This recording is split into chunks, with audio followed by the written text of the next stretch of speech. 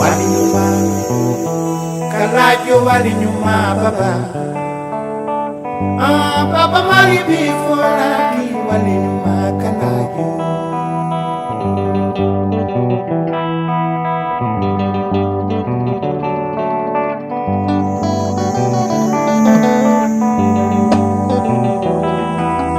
walinyuma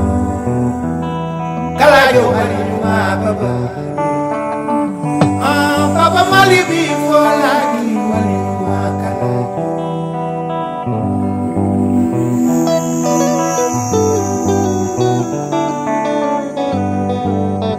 ndax mbir mi du mbiru benn nit mbirum mbooloo la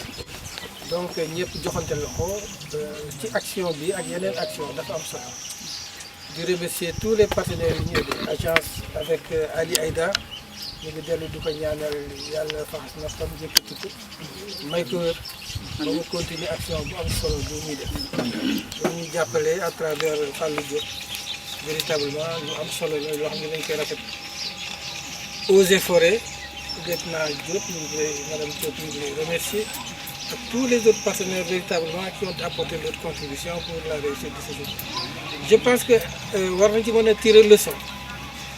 que yeneen action yu ñuy def rek nañu fexe ba am mobilisation ba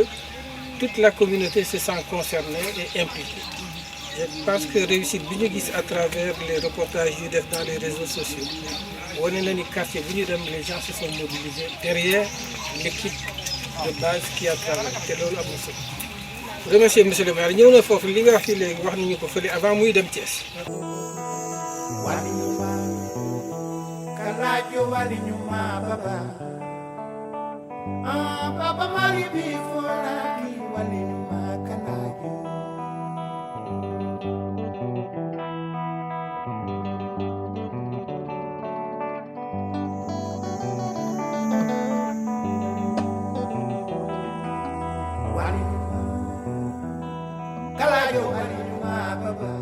di nuyu aussi suñu gan ñi waa agence de la Grande Muraille Verte monsieur Djibril Diop nga xam ni bi ñu boolee ba léegi ñu ngi jokkoo ak moom ay téléphone di nuyu tamit le représentant des Eaux et Forêts madame Diop ak ñi nga xam ni ñoo fi teewal yeneen kuréel yi muy ñi fi teewal monsieur le maire El Hadji Mafal Fall bi nga xam ni moo fi teewal l'association des parents d'élèves du lycée parce que aussi bu ñu demee ba mettre en place la pépinière c'est parce que lycée bi daf ko nangu parce que moo jël ndoxam joxe ko gratuitement pendant 7 mois donc loolu vraiment matoon na fàttali. di nuyu aussi ñi jógee RISO association association des étudiants groupement famille boo limee Fat Diop jëli lim Ndeye Fatou si la lim Codé Balla Fall ak ñi mu àndal lim nga ñëpp ak yeneen kuréel yi nga xam ne ay baykat ñoo ko jiite muy kuréel gi Sow jiite RISO kuréel gi Pape Mandiémé Fall jiite kuréel gi colonel Moustapha Diagne jiite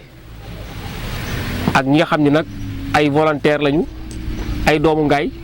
gis ni lii activité mënu ko gën a nekk activité bu noble ñu engagé wu ci volontairement saa yu ñu xëyee taal seen oto def ci seen carburant jóge weekend Dakar ñëw uniquement pour loolu mën naa ci lim Amadou Djité mën naa ci lim Moussa Dia mën naa ci lim inspecteur de l'éducation nga xam ni aussi moom moo représenté le ministère de l'éducation nationale mook Moussa Dia bi nekk au niveau du ministère donc ak ñi nga xam ne ñëpp ay volontaires lañu vraiment ak ñi ñu bokkaloon ci kuréel gi nga xam ni ñi ci mag mooy grand Ndiambe Thiam ak El Hadj Doudou nga xam ni mu ñooy coordonner réunion yi di ànd ak ñun chaque jour di ñëw di liggéey.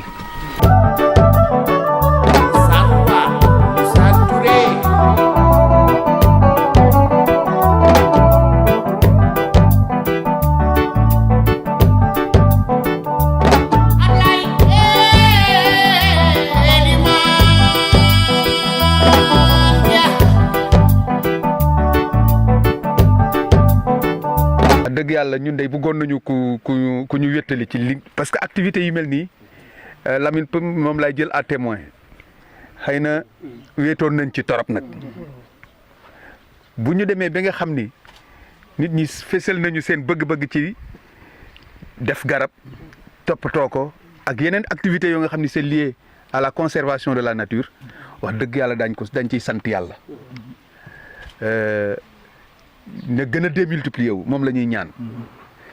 di sant njiit yi bu baax parce que c'est pas évident du tout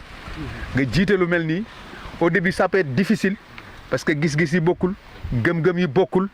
mais soo fexee ba nga xam ni nit ñëpp jot nañu message bi intégré ko ba mu jaral leen ñu ñëw fekk ci nit ñi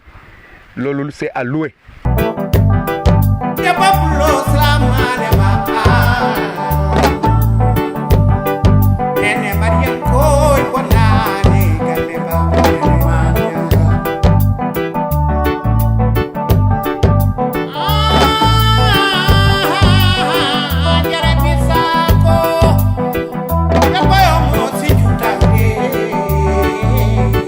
Monsieur Falilou Diop,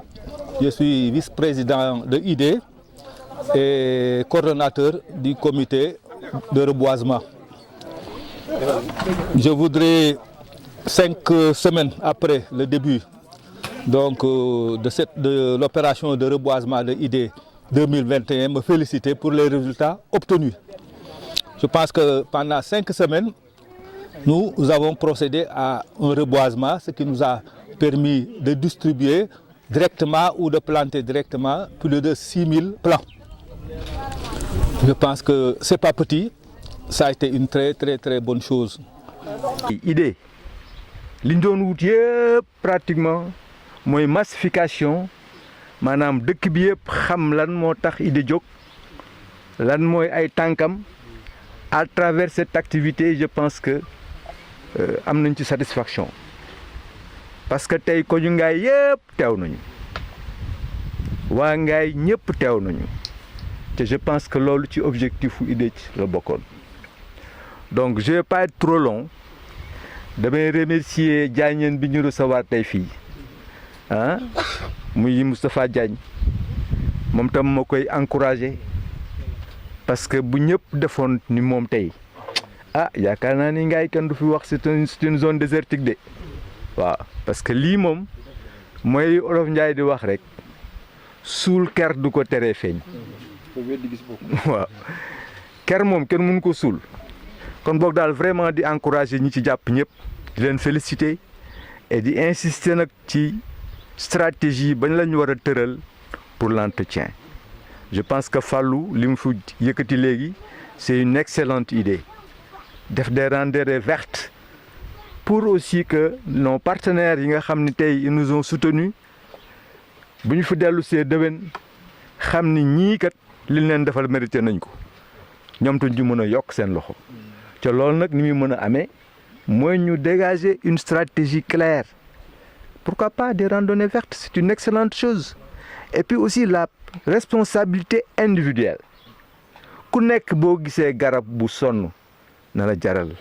nga wax ki ko parrainé wala bu fekkee ndox jege na la nga defaraat soog a romb. dogani ko be riwani ñallo be jeewa banu gorgo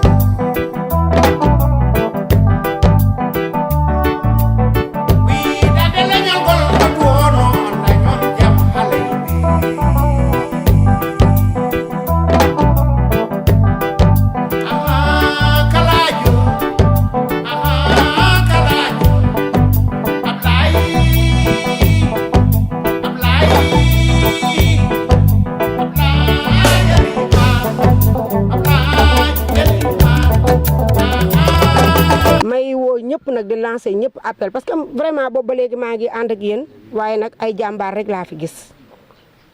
koo gis yaa nga gàddu sa ëllëer yaa nga gàddu ndox yaa nga dem di arroser ba añ jot nga ñibbi sa kër loolu kon engagement rek moo ko waral di woo ñëpp nag ci Idée bàyyiwuma kenn parce que yéen lépp Idée la de xalaat bi Idée moo ko génne waaye nag ñi bëgg ngaay ñëpp ñëw jàpp ci bis bi kon damay wax ñëpp ku ci nekk adhésion Idée 1000 francs la nga ñëw bokk Idée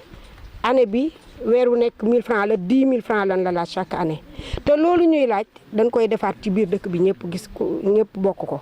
mooy réussite bi nga xamante ni activité bii ñu doon def moom la am man dama bëggoon temps bi gënoon yaatu ma wax ci ñaari casquettes yi casquette bi nga xamante ni membre fondateur IDE la bokk ci comité directeur xëy na inactif du inactif mais indisponible on peut dire parce que waxoon naa ko fi wax naa ko ci ay réunions yu bëri que suñu temps léeg-léeg duñu ko may ndax bu contrainte service bi taxawee beneen contrainte bu nekk dafay dàqu ndax ay ndaw lañu te dañu war a am joxe satisfaction ci fi ñu liggéeyloo mais ñu am satisfaction ci réussite bi nga xam activité bi am na ko surtout du côté de l'éducation parce que mën naa ni toutes les écoles de Mékhé et environ ont été reboisées je crois que loolu c'est un acte qui va contribuer positivement sur la réussite de l'école parce que école mënul réussir lu dul paquet de services yi ñu remettre ko en place te paquet de services yi gën a dara ëpp ci solo garab xam naa pour gàttal ñi am xel dinañ xalaat ci loolu beneen bi ci des mooy que dinaa wax ci turu IEF parce que IEF sama patron fii ci au niveau de Tivaouane comme il y a même et sont au courant des activités yi nga xamante ni IDE mi ngi koy dérouler fii à Mékhé ci wàllu reboisement ndax waxtaan nañ ci ak ñoom xamal nañ leen ni IDE reboiser na école yi ci Ngaye yëpp muy élémentaire du moyen comme secondaire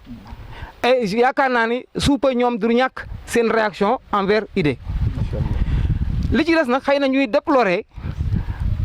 yenn comportement yi nga xam ne comportement vicieux yi nga xam ne gis nañ ko pendant ce parcours de quelques semaines ndax reboiser nañ à l'école 4 xale yi jaar foofu buddi ko ñu def ko à l'école 5 xale yi jaar foofu buddi ko mais may wax ni c'est une responsabilité aussi partagée ma bëggoon situer parce que comme ñun dañuy évaluer lu ci suñu wàll ñu jéem koo xool cerner ko ba bu ëllëgee ñu mën a jël ay matuwaay pour dépasser ko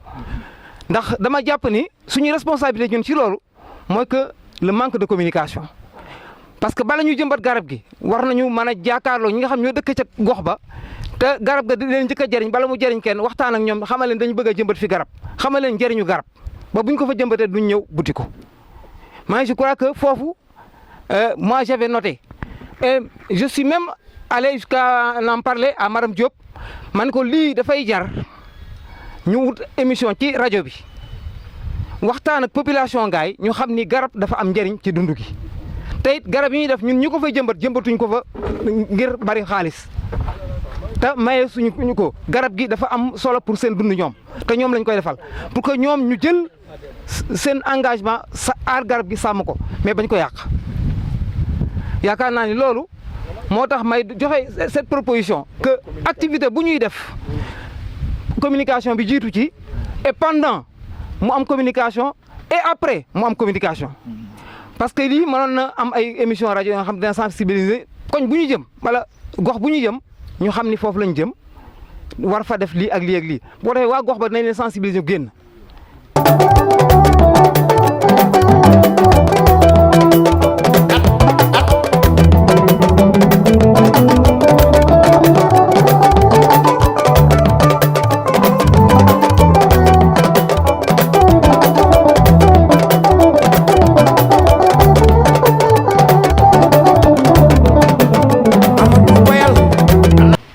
xam naa comme ñun ay nitu terrain lañ dañuy dugg directement ci aspect technique bi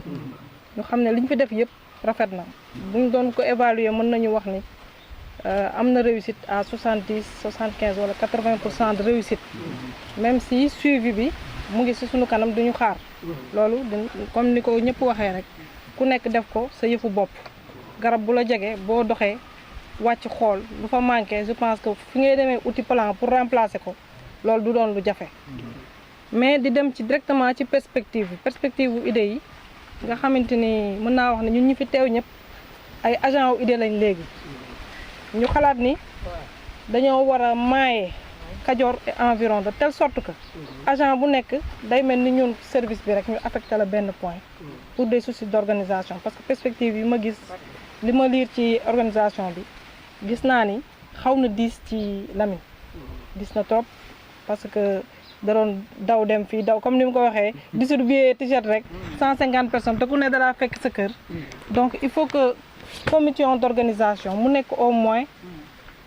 5 personnes yooyu ku nekk ñu ne la yow dénk nañ la reboisement xul pour l'année prochaine dénk nañ la reboisement Mérina kooku nag mooy dem defi mobilisation xam li ñu fa war a def comment dirais-je préparer ko ba de telle sorte que du benn nit ki wala ñaari nit colonel nga xamante ni moom yee passé tam moo àndoon ak moom wala doyen Moustapha Diagne maanaam ñun ñu fi teew ñëpp ku si nekk déwén war nañ laa affecté ci benn ruq maanaam ngaay environ loolu moom mooy perspective d'organisation bu nga xamante ni dama ne woon il faut que ñu yokk ko si beneen perspective mooy production bi nga xamante ni ñun moo ñu gën a intéressé ñun eaux et forêt newoon naa fi ci yeneen i réunion yoo xam jote woon kii yoon nañ fi la pépinière du service des eaux et forêts yéen a ko moom eaux et forêt moomu ko communes yi ñoo ko moom ndax bu produire communes yi ñoo koy jëriñoo donc elle est à la disposition de l'idée de Mékhé parce que dañ ne Mékhé environ dafa nekk ci seen disposition ñun déjà ñu ngi ci pied de guerre et d'attaque démb rek dem nañu fa ba visiter bëgg ñun suñu parcelle de production bu nga xam ne ren rek produire nañ fa 10 000 plants xool nuñ koy yaatalaatee ba nga xamante ni bu ngeen ñu ne produire hop ñu nekk ci production ñu nekk ci biir parce que comme ni ko Lamine waxee daanaka plan yu bëri li ci idée produire defe naa 2000 la li ci des yëpp dañ ko jéggaale te déwén war nañu au moins am autonomie de production donc ñun ci loolu la ñuy gën a concentrer suñuy effort ndax da ngeen a ñëw collaborer ak waa RISO moom fa benn association bu fa nekk aussi muy association Nouvelle Vision pour le développement de RISO ay doomi RISO yoo xam ne ñu nekk bitim réew ak ñu fa nekk ñëpp ñoo ko créé donc bu ngeen dikkee ànd ak ñun loolu ñu dikk ci reboisement donc dañ leen ci sant leen ci gërëm te yaakaar naa ni RISO ak Mékhé aussi doomu RISO ak doomu Ngaye nekk yàgg na ñun RISO ko fa jàngee Ngaye nga jànge fa fubal tim foo nga fubale dans toutes les équipes de Mékhé bon souvent les ressortissants de RISO dañ fa doon éparpillé wu donc defe naa ni ku ci nekk xam nga loolu donc ànd bi yàgg na am ñoo ngi ñaan yàlla sama borom mu gën a dem ba nga xam ne ni ñuy wax reboisement la ñuy wax ci leneen bon ñun nag pour problème mu suivi ñun yaakaar naa ni peut-être dañ ci am ñaari défi benn bi déjà pour garab yooyu bañ a dee ñaareel bi aussi suñu nawle mënuñ ñëw indil ñu taranga parce que garab yi ñu indi foofu pour ñun taranga lañ ko teg taranga lañ ko def ba liggéey taranga bu ñu ñëw ñu dikk laajaat ñu ko ñun fan la féete moo tax ñun dès le départ ñun d'abord bu ñuy jox garab dañoo demoon un protocole bu ñu signé ak les populations soo ñëwee ñu war a def garab ci sa buntu kër dañ lay wax ne la est-ce que mën nga dikk aar ko d'abord est-ce que mën nga ko jëmbat soo ko mënuñu dem ak suñu garab ñun RISO noonu lañ def man actuellement je suis à la retraite am naa le temps chaque semaine dinaa dem garab gu ne ma taxaw fa xam la fa xew soo ñaat leen bon pour ba ñu guddal daal ci ñun loolu la ñu taxaw ñu ngi leen di sant di leen gërëm jaajëf voilà.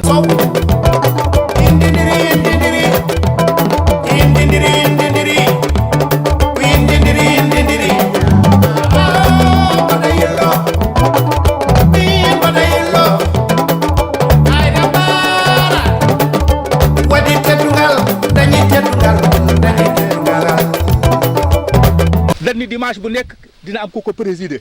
parce que yëf yi du yëf yi Fallou Diop du yëf yi Oumar Sow yëf yi ñëpp la tous les cadres ñëpp a gis yi premier dimanche ma ñëw deuxième dimanche Safa Diagne jël responsabilité def ko bu baax troisième dimanche Cheikh Tidiane Gueye quatrième dimanche Cheikh Ngane donc ku ci nekk ñëw gis sa bopp ci yëf yi parce que ñoo ko moom ñoo ko bokk noonu la affaire yi war a doxee lii ñu gis itam tey Ngaye gépp génn ku ci nekk ak fa nga toll ak sa toll fa mu toll ñëpp ñëw fii ñu àndandoo donc lii mooy li nga xam ne mooy defar ëllëg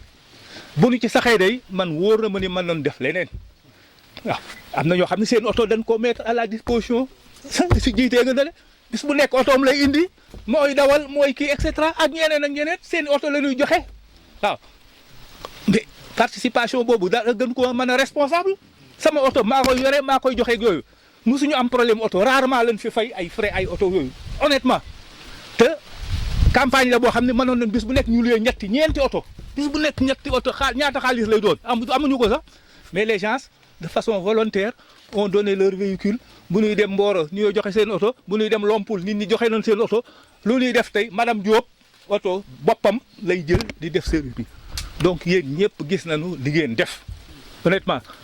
donc ci turu président une fois plus man mi nga xam ne maa doon coordonné kontaan naa trop ci liggéey bi ni mu jaare kontaan naa ba fi kontaan ma ne yem depuis 3 semaines dama ne du ma ñëw ngaay damay bàyyi gaañ a liggéey ñëw ma fi benn yoon mais amul dara lu fi tardé te amul bis boo xam ne yëguma lu xew ak yooyu amul lu fiy dox te waxuma ci wala ma ne lii ak lii musta am waaw lu fi def maa ci wax ni lii ak lii loolu nag franchement léegi loo xam ne loyauté la boo xam ne kenn xamul lan la waaw parce que ku nekk mënoon nga def loola neex lii ak lii mais musta nekk et ça je le dis amul dërëm bu fi Lamine Ndiaye dépensé loo xam ne d'accord ma waxuma ci ak yooyu musta am waaw donc gaañ yi maa ngi leen di gërëm di leen sant di wax ne en tant que coordonnateur li ñu doon séntu ci liggéey bi def nañu ko macha allah jërë ngeen jëf jërë ngeen jëf.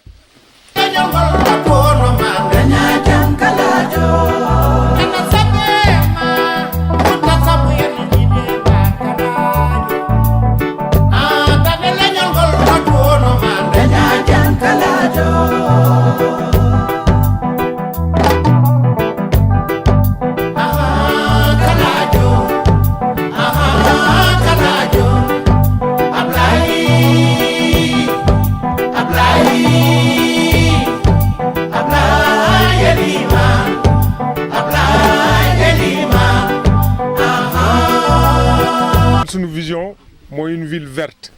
illuminée et propre. Verte, moi, donc vraiment li ngeen def nii, mais propre aussi tout ce qui est énergie propre, etc. maa ngi wax waa Grande Muraille président directoire bi moom man ñoo créé le réseau des maires des villes écologiques du Sénégal REV man maay secrétaire général bi te ngaay lañ ko créé. donc su ngeen ñëwee si ñoo ngi leen dalal di remercier l'État di remercier Aïdar di leen remercier yéen itam ak yow détermination bi nga am pour accompagner ñu. di remercier aussi service des eaux et forêts le lieutenant qui est toujours là et qui croit en ça quoi, vraiment une coopération très franche et très directe. Bon, di remercier Moustapha pour accueil bi mais aussi engagement parce que di am na dimension yoo xam ne moo présidé. Inspecteur ñoo ngi lay delloo njukkal aussi ak ñoom Lamine et Cheikh Ngane tous ces gens ñi ci jàpp ñëpp. Et je vois doyen aussi Gaye nga xam ni ñoom ñoo fi njëkk a def ay reboisement juuti géej gi et cetera. Mais li am maanaam ak seen jigéen ñi ñëpp quoi parce que taxawaay yi gisuma leen nag ci peel yi mais xam naa ni. Fatou Diop moom mi woon ci peel yi. mais na ngeen di arrosé ah non ay jàmbaar la ñu xam naa leen quoi. waaw li am maanaam rek mooy dëkk moom lu nu fa def détermination bu nu fa def nit ki boppam la ko defar d'abord. et bu ko defalee boppam defal ko dëkk bi ki nga xam ne itam moom la ñu jël ci période boobu muy maire beeg équipe am ñooñu itam la ko defal kon nañ leen gën a jàpp rek parce que dëkk bi mi ngi avancé dëkk bu tuuti la léegi ñu dugg 30 000 habitants dina yokk parce que texte yi pare na arrêté la ñuy xaar président signé ko un décret bon xaw ma ñu kañ la koy signé parce que ci temps la. mais Riso sera un quartier de Ngaye. waaw mais Riso sax barki démb rek maa ngi lijjanti waaw barki démb rek ñoo ngi lijjanti pour ñu defal ñu électrification Mékhé Koul avec le centre de distribution de la Sénélec et c'est acquis parce que économiquement su ñu amee lumière bu dem ba Riso dem Doucouré dem Cunung Barik dem Kouré dem Mékhé village économiquement c'est Mékhé qui gagne. Et donc dañu ko def gis naa aussi ñoo ngi reboiser Mékhé Riso parce que boo gisee foofu gis nga niim yi ni mu rangé woo waaw léegi nag yéen ngeen yokkaat ci côté gauche bi waaw léegi li ma leen di invité mooy côté droit bi niim yaa nga fa léegi côté gauche yi yow comme yaay responsable ngeen dóor wàcc si comme ça mu nekk benn xee et ñu collé ko aussi Riso ku donc def nañu lan waxoon mais loolu dafa méngoo ak li ngeen ñu waxoon mais bu ngeen ñu laajee lu ko itam ci li maire bi man di ko ñu ko def su li maire bi mënul dee ñu ko wuti donc maa ngi leen di sant di leen gërëm et on est derrière vous. C'est la mairie qui est derrière Idé. Merci.